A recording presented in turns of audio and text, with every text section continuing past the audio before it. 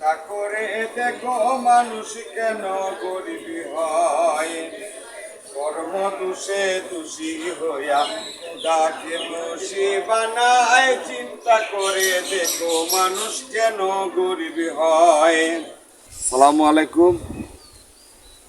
দেখুন, আমি প্রায় ৪৫ বছর যাবৎ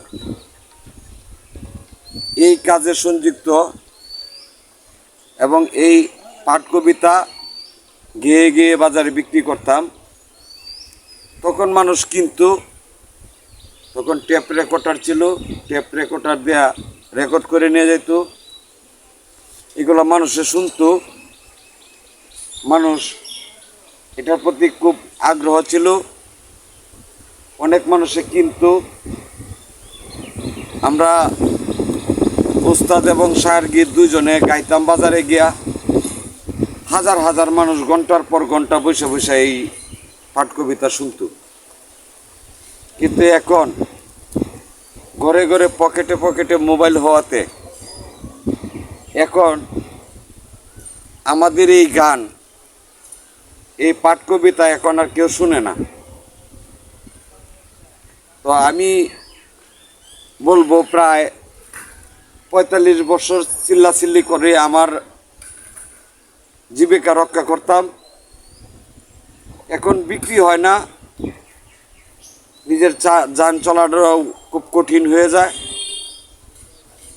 আমি এখন খুবই অসহায় আছি। আমার বাড়ি সোহাগী ইউনিয়ন, ঈশ্বরগঞ্জ থানা, দরুন বড়বা গ্রাম। আমার নাম মোহাম্মদ আব্দুর রশিদ সরকার। আমি বাংলা একাডেমিতে 2 বার এই পাঠ কবিতা গাইছি। গায়া ওইখান থেকেও কোনো সহযোগিতা এই পর্যন্ত আমি পাই নাই। গত শ্রাবণ মাসে আমি ব্রেনে স্ট্রোক করছি। ব্রেনে স্ট্রোক করে আমার এক হাত এক পা অচল হয়ে যায়। তারপরেও নিজের জীবিকা রক্ষা করার জন্য, নিজের যান বাঁচানোর জন্য এই পাঠ কবিতার মধ্যে এখনো আছি। তবে যদি কোনো সহৃদয়বান ব্যক্তি থাকেন, আমাকে একটু সহযোগিতার হাত বাড়ান, তাহলে হয়তো আমার জীবিকা রক্ষা করার জন্য অনেকটা কাজে লাগবে। কবি ফজলু মিয়া যাইলে কি মনে উঠল জুস, এই কবিতা শুনলে সবার তাকিবে আফসোস। জেলা ময়মনসিংহ, জেলা ময়মনসিংহ নহে গোবিন্দ ঈশ্বরগঞ্জ থানা, রামগোপালপুর গ্রাম বটে সকলেরই জানায় আছে সেই গ্রামেতে, আছে সেই গ্রামেতে পাই জানিতে সুরজ বইয়া নাম। বিরাট সম্পত্তিওয়ালা পরিচয় দিলাম, বাঁচে টিনের বাড়ি। বুগাইনগর ইউনিয়নে গরিপুরে আইসা আব্দুর রশিদ সাহেব কি নারীর আচরণ গাইল রে, নারীর আচরণ গায়া আব্দুর রশিদ সাহেবে সকলের মন নিল কেরিয়া রে। আব্দুর রশিদ সাহেব কবিতা বেছে যে হারুনুর রশিদ, সে তো আগে আমরা রেল স্টেশনে অনেকদিন ধরে দেখি, তারা আইতো আগে, মানে দিল অনেক আগে আইতো।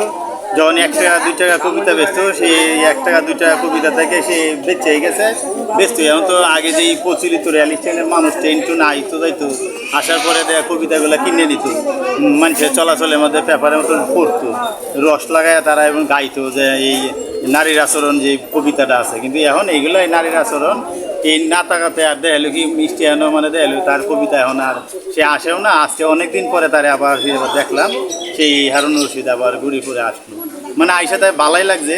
তার কবিতাগুলো অতক্ষণ পরে আমরা শুনছি, এখন দেখালো কি এখন তো আর কবিতা নিতেছে না পাবলিকে, আর এই 2 টাকা একটা দিয়ে নেয় না, তার খুশেও না না তার বর্তমানে।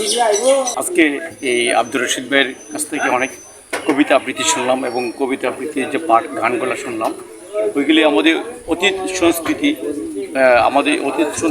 আবারও ফিরে আসুক, এই আমরা চাই। 1 টাকায় 1 টাকা করে কবিতা বিক্রি করতো, আর কবিতার গল্পগুলা খুব শুনতো, মানুষের ভালো লাগতো। আর এখন লোকজন নাই, কবিরা নাই, কারণ কবিরা হন একবেলা খাইতে পারলে আরেক বেলা খাইতে পারে না। কবিরা যে চলবে, যদি সরকার সহযোগিতা করে তাহলে কবিরা আবহাওয়া সুন্দর মতো সেই আগের যে যুগগুলা কথাবার্তা সেগুলা সবাই শুনতে পারবো। দয়া করি যে আপনাদের কাছে আমার দাবি, সরকারকে বলবেন যে কবিদের দিকে সুদৃষ্টিতে তাকানোর জন্য, এবং কি কবিরা যেন সুন্দরভাবে চলতে পারে, আগের মতো কবিতা কইরা কইরা যেন বিক্রি করতে পারে। জিলাতে হইল আশ্চর্য ঘটনা, গ্রামের নাম তিলকন বাড়ি বদরগঞ্জ থানা। ফুলমালার কথায় আমি করে যাই রচনা বন্ধু হে, সুরেন বাবু নামে লুকি বড় মান্যমান, সিন্ধুক বড় টাকা তাহার গুলা বড় তায়ান, তাহার কন্যা ফুলমালায় আসমানের শান বন্ধু হে।